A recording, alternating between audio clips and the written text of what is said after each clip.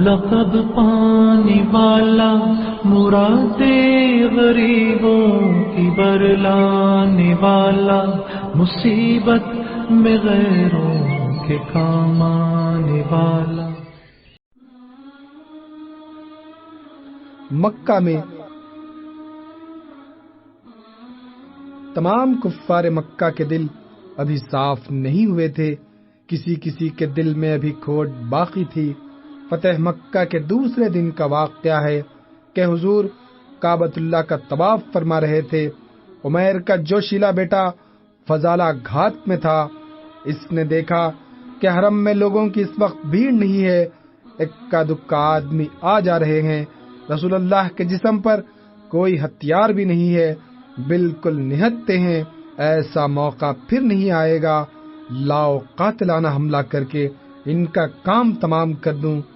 محمد قتل ہو گئے تو مکہ کی تاریخ کا رخ اسی آن بدل جائے گا۔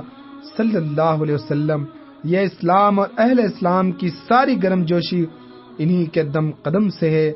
دلہا نہ رہا تو باراتی بھی تتر بتر ہو جائیں گے۔ اس شخص نے ہماری آبائی عظمت کے صحیفوں کو پارا پارا کر دیا۔ قصی اور عدنان کی روحیں تڑپ رہی ہوں گی کہ قریش کا وقار خاک میں مل گیا۔ فضالہ تلوار ابا میں چھپائے ہوئے رسول اللہ کے نزدیک آیا۔ کیا فضالہ آ رہا ہے؟ رسول اللہ نے دریافت فرمایا، جی ہاں، میں فضالہ ہی ہوں۔ فضالہ نے جواب دیا، تم ابھی اپنے دل میں کیا سوچ رہے تھے؟ رسول اللہ نے کہا، جی کچھ نہیں، میں تو دل ہی دل میں اللہ کو یاد کر رہا تھا۔ فضالہ کے اس جواب پر حضور کو ہنسی آ گئی اور ارشاد فرمایا، تم اپنے خدا سے معافی چاہو۔ یہ کہہ کر حضور نے فضالہ کے سینے پر اپنا ہاتھ رکھ دیا۔ فضالہ کہتے ہیں کہ اس سے پہلے میرے دل میں رسول اللہ کی ذات سے بیزاری تھی، مجھے جھنجلاہٹ آتی تھی کہ ان کی بدولت ہم قریش کی خاندانی عظمت پامال ہو گئی، مگر حضور کے دست مبارک کے مس ہوتے ہی میرا سینہ سکون و اطمینان کا گنجینہ بن گیا اور آپ کی محبت اور عقیدت کا دریا جوش مارنے لگا۔ فضالہ مکے کے نوجوان تھے جن کی راتیں جام و مینا اور پریوشوں کے جھرمٹ میں بسر ہوتی۔ شراب پی، نشہ ہوا اور بہت سی ہوسناک آغوشوں کو پذیرائی کے لیے تیار پایا۔ پاک بازی کے تصور سے اہل مکہ کی دنیا کوسوں دور تھی۔ گانا بجانا، پینا پلانا، نامحرم عورتوں کے ساتھ اختلاط، قمار بازی، فحش باتیں، ہر شخص کی یہ تمنا اتنی برس پڑے کہ نہا لوں شراب میں۔ فضالہ جب حضور رسول کریم علیہ الصلوۃ والتسلیم کے پاس سے واپس ہوئے تو راستے میں ان کی محبوبہ کا گھر پڑتا تھا۔ اس عورت نے دور سے دیکھا تو فضالہ کے چہرے کو بدلا ہوا پایا۔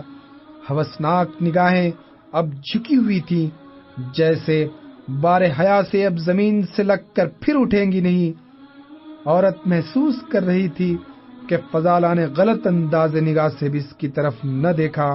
فضالہ قریب سے گزرے تو اس نے خود ہی ٹوک کر کہا، فضالہ میری ایک ذرا سی بات تو سنتے جاؤ۔ حضرت فضالہ نے نگاہیں نیچی کر کے جواب دیا، نہیں نہیں، خدا رسول ایسی باتوں سے مجھے منع کرتے ہیں۔ اللہ غنی، یا تو ہوسناکی اور معصیت کوشی کا وہ عالم اور اب پاک بازی کا یہ انداز، کیا نظر تھی جس نے مردوں کو مسیحا کر دیا۔ حضور کا جن دنوں مکہ میں قیام تھا وہاں ایک اور واقعہ پیش آیا۔ اسود بن عبداللہ کی ایک لڑکی فاطمہ نام کی تھی، اس نے عجیب تماشا کیا، چند گھرانوں میں چلی گئی اور عزیزوں اور جاننے والوں کے نام سے دھوکہ دے کر زیورات لے آئی، پھر ان کو بیچ کھایا۔ یہ مقدمہ رسول اللہ کے سامنے پیش ہوا۔ لوگوں نے مشورہ کر کے حضرت اسامہ بن زید سے کہا کہ آپ رسول اللہ سے سفارش کر دیں کہ فاطمہ بنت اسود کو حضور چھوڑ دیں، اس بیچاری سے بھول چوک ہو گئی، مکہ کا ماحول ہی اسی قسم کا رہا ہے۔ حضرت اسامہ نے حامی بھر لی، بلکہ حضور کی خدمت میں حاضر ہو کر سفارش بھی کر دی۔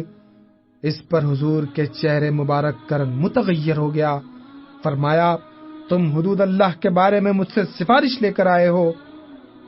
حضرت اسامہ کو اپنی حرکت پر بڑی ندامت ہوئی، لجاجت کے ساتھ عرض کی، یا رسول اللہ، میرے لیے خدا سے مغفرت طلب فرمائیے، میں معافی چاہتا ہوں۔ جس دن اسامہ نے سفارش کی ہے اس کی شام کو حضور نے مسلمانوں کے عام مجمع میں تقریر فرمائی۔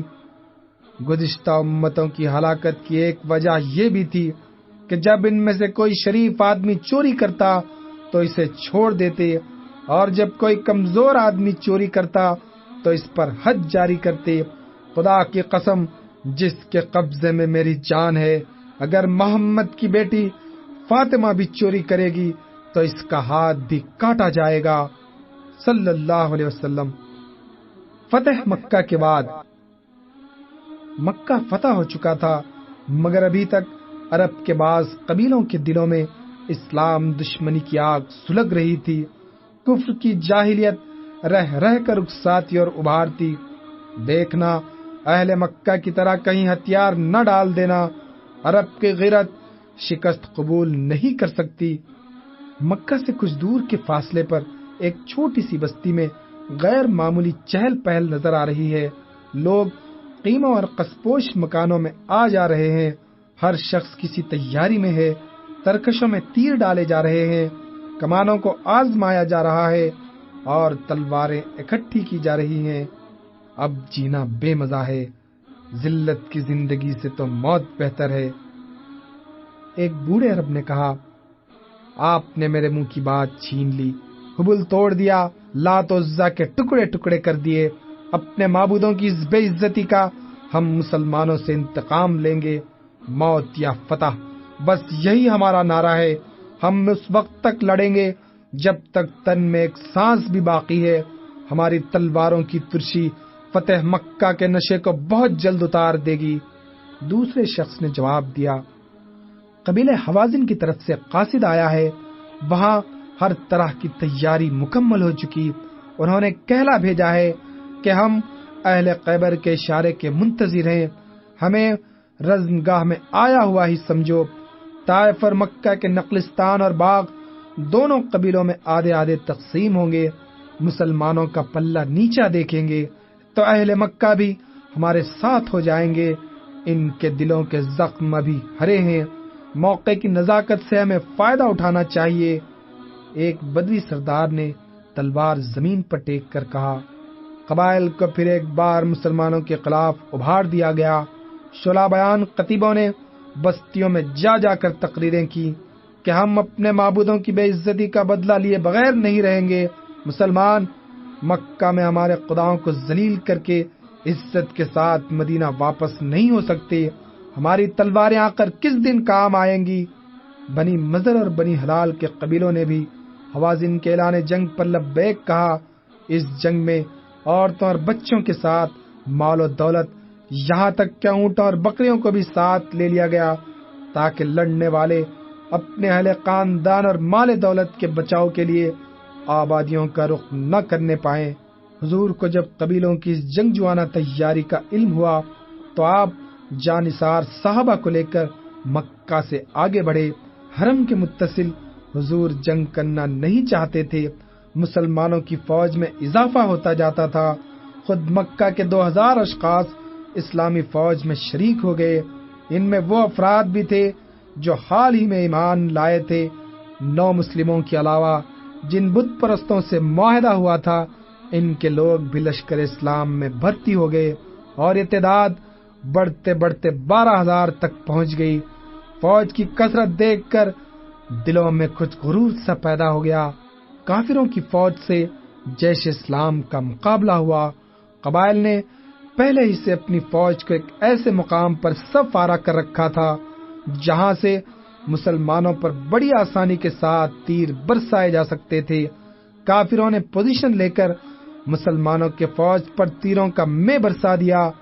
آگے کے دستے پر تیروں کی بھرپور زد کر پڑی، زخمی فرش خاک پر گرنے لگے، تیروں کا اولوں کی طرح تانتا بندھا تھا۔ مسلمان فوجیوں کو سر اٹھانے، سوچنے اور اس نازک صورتحال کے لیے کوئی تدبیر کرنے کی مہلت ہی نہ ملی۔ چاروں طرف موت ہی موت دکھائی دیتی۔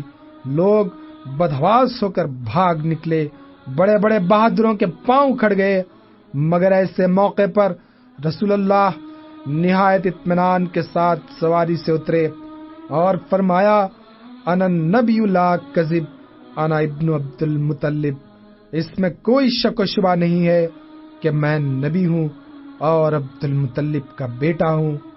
حضور کے اس ارشاد گرامی کا مفہوم یہ تھا کہ فوجوں، جماعتوں اور لشکروں کی ہار جیت کا میری نبوت کی سچائی پر کوئی اثر نہیں پڑ سکتا۔ میری خود ذات اپنی جگہ صداقت کا معیار ہے۔